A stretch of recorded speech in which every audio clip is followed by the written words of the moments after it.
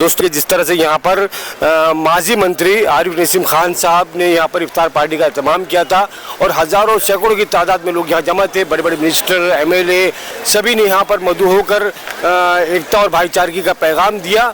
और हमने इस मौके पर इन सभी अपने भाइयों से, हिंदू, मुस्लिम, सिख, ईसाई सभी हमारे संत भाई हैं यहाँ पर, साधु महाराज जी भी बैठे हैं, उनसे भी हमने बात की और सभी लोगों से बात की और ये पैगाम इन्होंने दिया कि देश को, कि भाई देश में जो अमन भाईचारा रहना चाहिए और जब तक सब मिलजुल कर देश को आगे नहीं बढ़ाएंगे एकता और इत्तेहाद के साथ में, भाईचारे के साथ में, तो देश आगे नहीं बढ़ेगा। देश को आज ऐसे माहौल की, ऐसे निज़ाम की बहुत सख्त ज़रूरत है। कांग्रेस पार्टी के सभी वरिष्ठ हमारे नेता, सभी मंत्री, हमारे महाराष्ट्र प्रदेश कांग्रेस के अध्यक्ष नानाभाऊ पटोले जी और सभी सुशील कुमार शिंदे जी, बाला साहेब थोरात जी, अशोक चौहान जी और बहुत सारे, वर्षा गायकवाड़ जी, सभी मंत्री कांग्रेस के इस सरकार में जो है, हमारे एआईसीसी के दोनों ही सेक्रेटरी जो मुंबई के इंचार्ज हैं, आशीष दुआ जी, सोनल बेन पटेल, सारे के सारे लोग यहाँ पर आए। हिंदू, मुस्लिम, सिख, ईसाई धर्म के सारे धर्मगुरु यहाँ पर भारी तादाद में थे। सभी धर्म के मानने वाले लोग भारी संख्या में यहाँ पर आज आए हमारी दावत पे। मैंने सबको धन्यवाद दिया है, सबका शुक्रिया अदा किया है। हमारी देश की गंगा जमुनी जो संस्कृत है, जो तहजीब है, अनेकता में एकता, यही संदेश आज हम देना चाहते थे इस रोज़ा इफ्तार की पार्टी के माध्यम से और वो देने में हम लोग सफल रहे हैं और भारी संख्या में लोग आए और उनको हमने बधाई दी है। सर, धन्यवाद। सर, राजनीति में कांग्रेस का अगला कदम क्या होगा? कांग्रेस की जो विचारधारा है, कांग्रेस पार्टी हमेशा अपनी विचारधारा पे, सर्वधर्म समभाव की विचारधारा, विकास की विचारधारा, डेवलपमेंट की विचारधारा, उस पर मजबूती से खड़ी है और उसी विचारधारा पे आगे चलती रहेगी। Thank you sir. Thank you. 3-4 question. Sir, क्या कहना चाहेंगे? आज यहाँ हिंदू, मुस्लिम, सिख, ईसाई सभी एक मंच पर इफ्तार पार्टी करते हुए, जहाँ देश को एक तरफ बांटने की काम किया जा रहा है, वहाँ पर आज एक मंच पर सभी लोग इकट्ठा हुए। देखो, हमारे देश का जो संस्कृति और धर्म ने जो हमें सिखाया है, हिंदू हो या मुस्लिम हो, सिख, ईसाई हो, उन्हें भाईचारा का संदेश दिया है। हमारा संविधान भी वही बोलता है। और जो लोग तोड़ने की बात करते हैं वो ज़्यादा दिन नहीं टिक सकते। मैंने उस दिन ही एक उदाहरण दिया कि हम जब पैदा होते हैं तो हमारे वो पूरा शरीर हमारे साथ आता है और सिर्फ दांत नहीं आते। हम अपनी जिबली के साथ माँ का दूध पीकर बड़े होते हैं और बाद में दांत आते हैं, लेकिन दांतों का काम होता है तोड़ने का और जिबली का काम होता है जोड़ने का। लेकिन जैसे ही बुढ़ापा आता है दांत टूटना चालू हो जाता है, क्योंकि उनका तोड़ने का काम होता है। जो आज हमारे देश को धर्म के वाद पर तोड़ने की कोशिश जो कर रहे हैं वो ज़्यादा दिन नहीं रह सकते, उनको भी गिरना तय है। आज उनका समय है तोड़ने का, लेकिन इससे ही हिंदू, मुस्लिम, सिख, ईसाई ये नहीं टूटेंगे, हमेशा एक रहेंगे। और हिंदुस्तान को जो बेचने का काम और हिंदुस्तान को तोड़ने का काम जो शक्तियाँ इस देश में कर रही है, हिंदुस्तान की जनता उनको सबक सिखाएंगी। और रमज़ान की इस मुबारक त्यौहार में मैं सबको मुबारक देता हूँ और बहुत बधाई देता हूँ। सर, जहाँ पे जिस तरीके से जो एजुकेशन की बात हो, प्रगति की बात हो, उसे एक दरकिनार करके लोगों का ध्यान भटकाने का काम किया जा रहा है। जब से मोदी जी की सरकार देश में आने के बाद करोड़ों नौकरियां बंद हो चुकी हैं और युवाओं को बेरोजगार करना, महंगाई बढ़ाना, गरीबी देश में बड़े पैमाने में देश की तिजोरी खाली करके रखने का काम किया गया है। और ये सब गलतियां छुपाने के लिए आपको याद होगा कि 2014 में ये कहा गया था कि हमारा रुपया डॉलर से बड़ा होगा। 56 इंच का सीना था हमारा। आज जो बांग्लादेश जो हमारे दिए हुए पे उनका जीवन यापन होता था, उनका जो टक्का था, हमारे यहाँ कहावत थी महाराष्ट्र में, तेरी 2 टक्के की औकात नहीं है। यानी वो टक्के के कारण बताते, क्योंकि वो टक्के को बहुत महत्व नहीं था। आज रुपया से टक्का की कीमत बढ़ गई। तो 56 इंची ने इस देश में क्या किया है, देश को कैसे पीछे ढकला है 50 साल, ये सब गलतियां छुपाने के लिए धर्म का आधार लेकर देश को तोड़ने का काम केंद्र की सरकार कर रही है। ये जो नमूने जो अपने राज्य में कुछ है, ये नमूने हैं, ये इनका कुछ नहीं, वो किसी के इशारे पे वो खेल रहे हैं। लेकिन महाराष्ट्र ऐसा एक राज्य है, ये पुरोगामी विचार का राज्य है। यहाँ शाहू फुले अम्बेडकर की विचारधारा से ये महाराष्ट्र बना हुआ है। महाराष्ट्र में ऐसी ताकतों को बहुत ज़्यादा तवज्जो नहीं दिया जाएगा और महाराष्ट्र एक संघ रहेगा और वो हमेशा सेकुलर विचारधारा के साथ रहेगा, कौमी एकता के साथ रहेगा, ऐसा महाराष्ट्र है। शिंदे सर क्या कहना चाहेंगे? आज यहाँ पर हिंदू मुस्लिम सभी लोगों को एक साथ देखा गया, एक मंच पर देखा गया इफ्तार पार्टी करते हुए, क्या कहेंगे? हमारे नसीम खान साहब को शुक्रिया अदा करता हूँ कि हर साल जैसे इस साल भी उन्होंने रोज़ा इफ्तार के लिए सभी लोगों को इनवाइट किया। केवल कांग्रेस के लोग नहीं, सर्वधर्म समभाव के धर्मगुरु भी उन्होंने बुलाया और यहाँ मौलाना आए, गुरुजी आए हैं, धर्म के नाम से काम करने वाले लोग आ गए और सब यहाँ इकट्ठा होके रोज़ा इफ्तार छोड़ रहे हैं, रोज़ा छोड़ रहे हैं। और मुझे प्रसन्नता इस बात की है कि हम सब लोग आए और यही तो चाहिए इस देश में। ये जो आज जो कहीं कौन बोलता है कि लाउड स्पीकर मत लगाओ, कोई कौन बोलता है लाउड स्पीकर लगाओ, तो इस तरीके से ये ठीक नहीं होगा। हम अभी तक ये सब करते आए हैं, काम करते आए हैं और धर्म के नाम से हम एकता और सर्वधर्म की प्रार्थना करते रहे। आज वही प्रार्थना नसीम भाई ने यहाँ करने के लिए हमें बुलाया है। हम सब लोग वहाँ सम्मिलित हो गए हैं, इससे और ज़्यादा क्या चाहिए। धन्यवाद।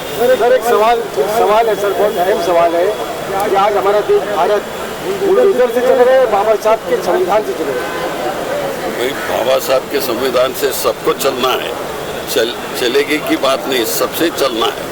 सर संविधान से नहीं चल रही है सर, ये संविधान को बदलने की बात कर रहे हैं। संविधान में बुलडोजर सर देखिए अभी यहाँ सब बैठे हैं ना, ये लोग इतने अभी इकट्ठा हो जाएंगे तभी बराबर ठीक तरह से संविधान चलेगा। अशोक सर आप क्या कहना चाहेंगे? जिस तरीके से देश को बांटने का काम किया जा रहा है, वहाँ पर आज एक साथ एक मंच में सभी को लाकर कैसा लग रहा है आप सभी को आकर यहाँ पर? देखिए बड़ी चिंता की बात है जो माहौल देश में पैदा किया जा रहा है, उससे देश में नुकसान होगा और अवाम ये चाहती है कि शांति और सुकून से रहे। फिजूल की बातों में देश का वक्त बर्बाद नहीं करते हुए जो अहम मसले हैं उस पर ध्यान दिया जाए। महंगाई है और कौमी एकता के बारे में सोचने की ज़रूरत है। आम आदमी जिससे प्रभावित होता है ऐसे मुद्दों को ध्यान में रखते हुए फैसले करने की ज़रूरत है, ना कि नफरत पैदा करके नुकसान जो हो रहा है उसको रोकने की निश्चित तौर पर ज़रूरत है। सर जिस तरीके से अलग अलग मुद्दे लेकर आया जा रहा है, क्या लग रहा है कि जो मेन मुद्दा है जो महंगाई की बात हो रही है या हम बात करें एजुकेशन की बात हो या रोजगार की बात हो, सारी चीज़ें एक साइड करके अलग। मुझे लगता नहीं कि आम आदमी इससे कोई खुश है, लोगों के मसले और हैं और ये पॉलिटिकल स्टंटबाजी में देश का वक्त ज़ाया किया जा रहा है। सर एक सेंट्रल गवर्नमेंट ने ये कहा कि मोदी सरकार ने कि सबसे ज़्यादा जो वेट है वो महाराष्ट्र गवर्नमेंट है और वो दे नहीं रही है। ऐसा है, देखिए सेंट्रल गवर्नमेंट के पास रिसोर्सेज ज़्यादा है, महंगा पेट्रोल या डीजल जो भी है उसको कम करने की जिम्मेदारी उनकी है। स्टेट के रिसोर्सेज पे आज आप इतना स्टेट पे बर्डन है, वो ध्यान में रखते हुए स्टेट के जो प्रोग्राम्स हैं उसमें ध्यान देना स्टेट का प्रायोरिटी है। इसके लिए सेंट्रल गवर्नमेंट असिस्ट करे, मदद करे, कोई कोई रास्ता निकल सकती है। अशोक सर क्या कहना आज के मामले?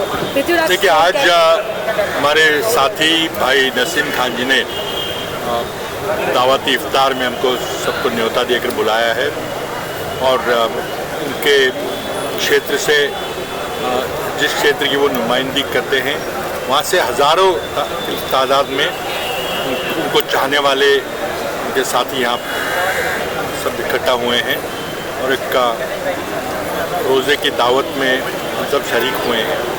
मैं उस मौके पर सभी यहाँ के जो उपस्थित हमारे साथी हैं उनको रमज़ान की मुबारकबाद देता हूँ। आज देश में जो माहौल है उसमें मज़हब के आधार पर नफ़रत का जहर घोलने की कोशिश की जा रही है। मैं एक ही कहूँगा, अल्लामा इकबाल ने जो कहा था कि मज़हब नहीं सिखाता आपस में बैर करना, उसी बात पे हमको आगे चलना पड़ेगा। और ये फ़िरका परस्त ताकतें अगर दंगा फसाद करते हैं तो उसका जवाब देंगे, लेकिन एक नई मेरे ख्याल आज़ादी की लड़ाई शुरू हो गई है। हमारा आइन बचाने की लड़ाई शुरू हुई है।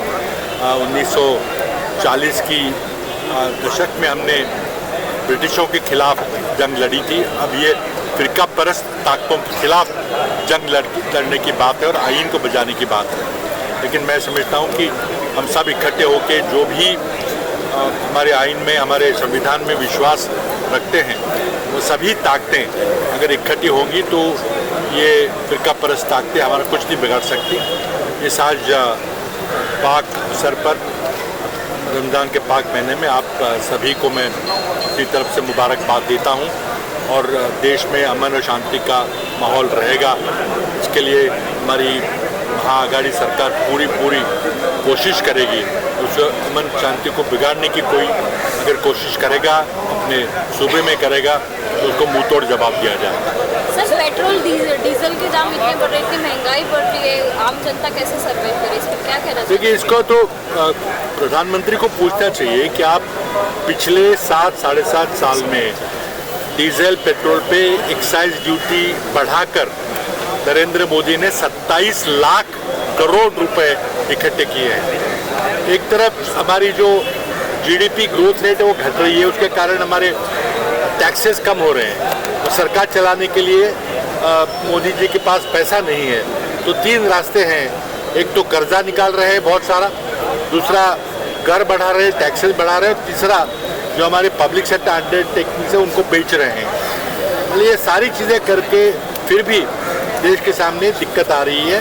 आज महंगाई, बेरोजगारी, ये सब चीज़ें हैं, इसमें कोई उनके पास जवाब नहीं है, कुछ सुकून दे नहीं सकते। इसलिए वो इस फ़िरका परस्त ताकतों को उकसाकर दंगे भड़काने की कोशिश कर रहे हैं। सर, ये कह रहे हैं कि फ़िरका परस्त जो ताकतें हैं सभी एक साथ कह रहे हैं कि सूबे फ़िरका परस्त जो ताकतें हैं वो बढ़ रही है, तो महाविकास आघाड़ी खास करके कांग्रेस उसका क्या स्टैंड रहेगा और वो उसके लिए क्या कर रही है? देखिए, हम फ़िरका परस्त ताकतों को इस राज्य का, इस सूबे का अमन और शांति और चैन नहीं बिगाड़ने देंगे। सर, आप सभी ऐसे कहे कि सुर में कह रहे हैं कि फ़िरका परस्ती जो ताकत है उनसे लड़ना पड़ेगा, लेकिन कांग्रेस का क्या स्टैंड है? और कांग्रेस महाविकास आघाड़ी सरकार में है, वो अपनी तरफ से क्या कोशिश कर रही है? कांग्रेस का विचार जो अपने कॉन्स्टिट्यूशन ने दिया, संविधान ने दिया हुआ जो विचार है वो कांग्रेस का विचार है, अलग कोई विचार नहीं है।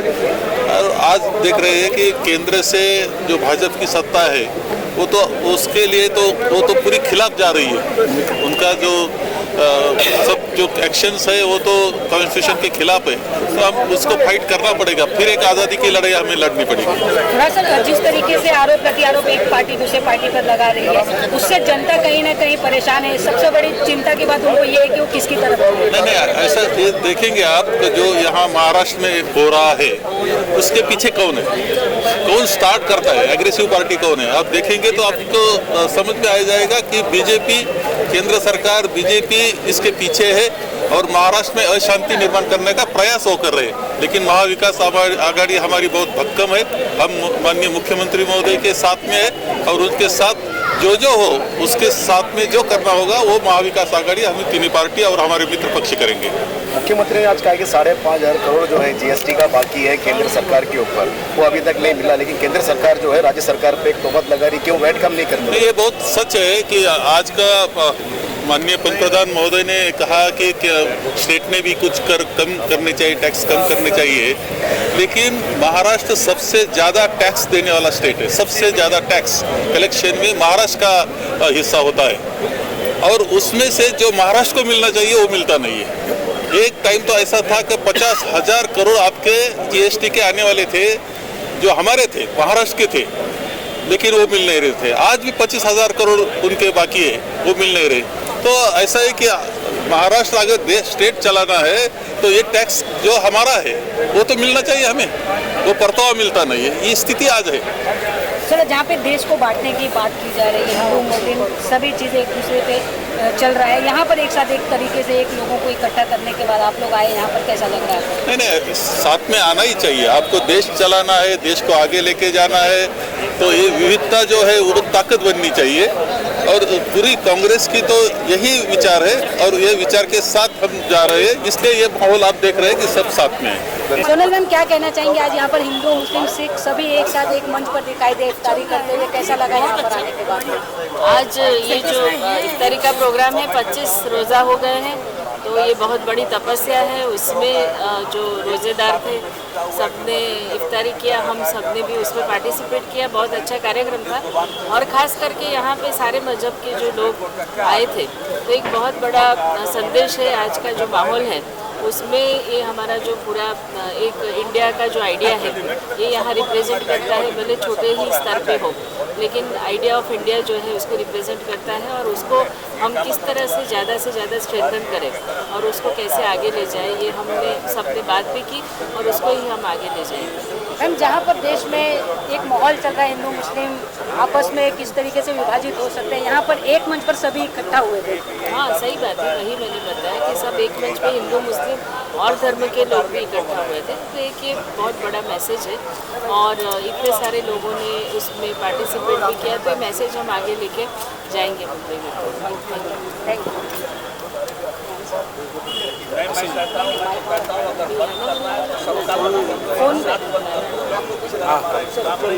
शरीफ भाई, शरीफ खान साहब ये बताइए कि जिस तरह से हर साल बरसों से ये आरिफ नसीम खान साहब की रहनुमाई में इस तरह की इफ्तार पार्टियाँ होती आई है, सभी हिंदू मुस्लिम जो है उन्होंने इफ्तार का परिचय दिया है, लेकिन आज के जो देश की जो हालात है, जो स्थिति है, ऐसे मौके पर इस तरह की इफ्तार पार्टी की कितनी अहमियत है, क्या पैगाम जाता है? देखिए, इफ्तार पार्टी सालों साल से चली आ रही है। पिछले 2 साल में जो कोविड का जो गैप हुआ था उसके बाद ये जो आज इफ्तार पार्टी रखी गई, उसमें आपने देखा कि जो संदेश है यहाँ पे वो ठीक तरह से आपने देखा होगा, किस तरह से लोग सभी जाति धर्म मजहब के लोग यहाँ पे मौजूद हैं। और आज जो वक्त है और जो आज हालात है उसको देखते हुए आज इसकी सख्त ज़रूरत ऐसी महसूस आन पड़ी है, क्योंकि आज जो माहौल बनते जा रहा है देश में, तो उसको लोगों ने नकारने का काम किया। ये संदेश यहाँ से हम लोग देना चाहते हैं कि भाई इस देश के अंदर हमेशा से जो हम है, हाथ से हिंदू, मुँह से मुसलमान, और फिर हमारा हिंदुस्तान जो बनता है उसको कोई कभी ब्रेक नहीं कर सकता। भले कितने लोग इसमें अपनी कहते हैं ना, कहावत है कि रोटी सेकने का काम करेंगे, लेकिन उसमें वो हमेशा सफल ज़िंदगी में कभी नहीं हो पाएंगे। लेकिन थोड़ी कठिनाई ज़रूर आ पाएगी, लेकिन सफल नहीं हो पाएंगे, ये मैं आपको कहना चाहता हूँ। और ये जो गंगा जमनी तहजीब है हिंदुस्तान की, ये हमेशा चलते रहेगी और इसको कोई तोड़ नहीं सकता। सर, आप एक युवा नेता भी हैं, जिस तरीके से युवाओं के रोजगार की बात हो या प्रगति की बात हो, उसको दरकिनार करके आपस में अलग मुद्दा लेकर लोगों के विकास की बात छोड़कर बाकी सभी बात की। देखिए, जब भी इस देश में पिछले 7 सालों में आज जो आंकड़े आए आपने देखा होगा, इस देश के अंदर क्या हालात पैदा हुई है। आज लोगों के पास काम नहीं है, महिलाओं के काम खत्म हो चुके हैं। आज के आप अगर अखबार देखे होंगे, सुर्खियाँ देखी होंगी, आज जीडीपी देख लेंगे लोगों। आज हमारे युवा जो डिग्रियां लेके घूम रहे हैं, उनके पास काम नहीं है। लेकिन दूसरी तरह लोगों को, नौजवानों को किस तरह से वर्गला करके, भावनाओं में बहका करके, देश के अंदर अराजकता पैदा करके, दिशाहीन करके, और जो असली मुद्दा है, जो महंगाई है, जो बेरोजगारी है, जहाँ तक लोगों के आज किचन का सवाल है महिलाओं के, आज अगर उस पर ध्यान देने की आवश्यकता है, उस पर ना देते हुए सिर्फ और सिर्फ कहीं ना कहीं जो आज माहौल पैदा किया जा रहा है वो एक सब साजिश है। और ये आज नहीं तो कल आने वाले दिनों के अंदर इसका पर्दाफाश होगा, और हो चुका है लगभग, और रोड पे उतरने की ज़रूरत है अभी। राइट साहब भी मौजूद है, हम उनसे भी सवाल करना चाहेंगे कि आज इसकी इफ्तार पार्टी के मौके पर आपका क्या पैगाम है? मेरा सबसे बड़ा पैगाम यही कि ये बहुत ही मुक़द्दस महीना है रमज़ान का, और हम चाहते हैं कि पिछले 5000 साल की जो तारीख़ है इस मुल्क की, वहाँ हम सभी लोग हमेशा एक दूसरे के साथ रहें। जो इस देश का जो सही धर्म जिसको बोलते हैं, जिस तरीके से हम एक दूसरे के साथ शामिल होते रहें, वही सबसे बड़ी पहचान आज इस मुल्क की बननी चाहिए। और वही ख़त्म करने की कोशिश इस मुल्क में कुछ सियासी पार्टियाँ और कुछ सियासी लोग कर रहे हैं, जो 5-7 हज़ार वर्षों में इस देश का, चाहे वो ऋषि मुनि हो, चाहे मौलवी हो, चाहे धर्मगुरु हो, चाहे खानकाहें हों, दरगाहें हों, जितने धर्म स्थल हों, सब जगहों पे हमेशा एक ही संदेश दिया जाता रहा है कि आप इंसान हैं, इंसान की शक्ल में आपको पैदा किया गया है। आप जो है इस दुनिया के तमाम लोगों के लिए आप अच्छा काम करें। और मैं अपने नबी प्रॉफिट मोहम्मद सल्लल्लाहु अलैहि वसल्लम की मिसाल रखता हूँ कि अल्लाह ने उनको दुनिया में भेजा और इसीलिए भेजा कि इंसानियत का पैगाम दो और सबको एक साथ जोड़कर रखो। और जो सियासी पार्टियां हैं उनसे मैं यही कहूँगा कि रमज़ान में आप सुधर जाओ और जो सही काम है जिसके लिए आप आए हो वही काम करो। अगर आपको इंसानों की खिदमत के लिए भेजा गया है तो अगर राजनैतिक रूप में आप किसी इंसान की सेवा करना चाहते हैं तो अच्छे तरीके से करिए, संविधान के दायरे में करिए, इस देश के संविधान को मजबूती से पकड़ के रखिए और उनके साथ काम करिए। और आज का मैसेज भी आरिफ नसीम खान साहब ने आज जो ये इफ्तार पार्टी की, उस इफ्तार पार्टी के माध्यम से उन्होंने आज यही मैसेज दिया कि सभी धर्म के लोगों को बुलाया, सभी राजनेताओं को बुलाया और उनके माध्यम से जो मैसेज देना था उन्होंने एकता का मैसेज दिया, भाईचारे का मैसेज दिया और तमाम धर्मों के लोगों को यहाँ एक तरफ इकट्ठा करके सबके साथ रोज़ा इफ्तार किया। सभी धर्मों के धर्म गुरुओं को बुलाया, सभी राजनीतिक दलों के बड़े नेता यहाँ थे और ख़ास करके कांग्रेस के हमारे सारे शीर्ष नेतृत्व जो महाराष्ट्र का है, देश का है, आज यहाँ सभी लोग थे। सभी ने एक स्वर में आपसी भाईचारा बरकरार रखने के लिए संदेश दिया। Thank you. जैसा मैंने कहा कि रमज़ान का महीना है, पाक का महीना है और आज यहाँ पे नसीम भाई ने जो है वो हमारे भाई ने रोज़ा इफ्तार रखा है। मैं सभी को बहुत सारी शुभकामनाएं दूंगी। और जैसे इसमें मैंने कहा कि भारत का अलग अलग परंपराएं है, भारत में अलगता में भी भारत में एकता है, ये सबसे बड़ी भारत की उपलब्धि है। और जिस तरह से हम देख रहे हैं कि चाहे अम्बेडकर जयंती हो, चाहे या रोज़ा इफ्तार हो, चाहे ये पूरा रमज़ान का पूरा महीना हो, सब लोग साथ में मिलकर ये सभी त्यौहार मनाने का काम होता है। भारत में दिवाली भी मनाई जाती है, भारत में पोंगल भी मनाया जाता है। तो मुझे ऐसा लगता है मुंबई इसका एक सिंबल है। मुंबई में हर जात धर्म के भाषा के लोग यहाँ पे आते हैं, रोज़ी रोटी कमाते हैं और मुंबई के विकास में अपना भागीदारी देने का काम करते हैं। तो मैं ये समझती हूँ कि इस देश के संविधान ने सबको एक सूत्र में बांधा है और विश्व बंधुता रहनी चाहिए, समता रहनी चाहिए और सब ने सामाजिक स्थलों का हम लोग कैसे रखें, एक दूसरे को हम प्यार कैसे दें, सम्मान कैसे दें, इज्जत सब कैसे दें, इसके ऊपर हम सबको काम करने की ज़रूरत है। और मुझे लगता है आने वाले दिनों में मैं सभी को अभी रमज़ान ईद की भी बहुत सारी शुभकामनाएँ दूँगी और सभी से यही चाहूँगी बहुत मेहनत और कष्ट से, त्याग से, बलिदान से, खून से देश को सींचने का काम हमारे पूर्वजों ने किया है और ये देश आज़ाद हुआ है, बहुतों का त्याग और बलिदान इसमें शामिल है। तो इसको एक संग रखने की जिम्मेदारी हम सबके ऊपर दायित्व है, उसको हम सब निभाएंगे। यही मैं आने वाले दिनों के लिए शुभकामनाएं दूँ। देश आज़ाद हो गया मैडम, लेकिन फिर से कहा जाए कि फिर से एक लड़ाई शुरू हो रही, जो फिरका परस्ती जो लोग हैं उनसे लड़ना पड़ रहा है। जो आज भी देश में जो संकट आया हुआ, आप देख रहे हो किस तरह के आपसे जो मतभेद है उसको फिर से बुराने की कोशिश की जा रही है, उसके बारे में क्या कहें? नहीं, बिल्कुल, इसीलिए मैंने कहा कि इस देश को विविधता में ही देश की एकता है। जैसे मैंने कहा कि इस देश में अलग अलग जात धर्म प्रांत के लोग यहाँ पे रहते हैं और अपना एक दूसरे का त्यौहार साथ में मनाने का काम करते हैं। जब हम इफ्तार भी करते हैं तो हम सभी साथ में बैठ के इफ्तार करते हैं, खाना भी खाते हैं, साथ में खाते हैं। दिवाली में भी कोई आता है तो हम साथ में मिलकर दिवाली भी सेलिब्रेट करने का काम करते हैं। तो ये कहीं भी सामाजिक सलोखे में कुछ बदलाव नहीं आया। कुछ लोग इसको बिल्कुल जो है वो इसको उसमें अर्थरा लाने का काम कर रहे हैं या कुछ ना कुछ तकलीफ देने का काम कर रहे हैं, लेकिन सभी लोग जानते हैं कि कुछ बड़े बुनियादी मुद्दों को बाजू में रखे कुछ अलग मुद्दे लाने का काम हो रहा है। महंगाई पे बात होनी चाहिए, सरकारी प्रॉपर्टी इतनी प्राइवेट आदमी को देने जा रही है उसकी बात होनी चाहिए, जॉब के ऊपर बात होनी चाहिए, नौकरियां कैसे कम हो रही है। और जैसे आप जानते हैं कि कोविड के बाद अगर आप किसी जाएंगे आप किसी कुटुंब में तो आपको पता चलेगा लोगों को आमदनी नहीं, लोगों को खाने के लिए तकलीफ है, बच्चों को पढ़ाने के लिए कितनी तकलीफ है। ये बहुत सारी चीज़ें हैं जिसके ऊपर हमें आने वाले दिनों में बात करनी होगी। महाराष्ट्र के लोग हैं, महाराष्ट्र जहाँ हम कहते हैं शाहू फूले छत्रपति का महाराष्ट्र, अम्बेडकर जी का महाराष्ट्र, इसमें इन बातों के लिए मुझे ऐसा लगता है उनका बहुत सारा उन्होंने अच्छी चीज़ें सिखाई है। उन्होंने कहा है शिक्षा दीजिए, अच्छी समाज के लिए अलग अलग वर्गों के लिए वसति घर बनाइए, वाचनालय बनाइए। तो आज हम सबको यही चीज़ों के ऊपर बात करनी चाहिए, ऐसा मुझे लगता है।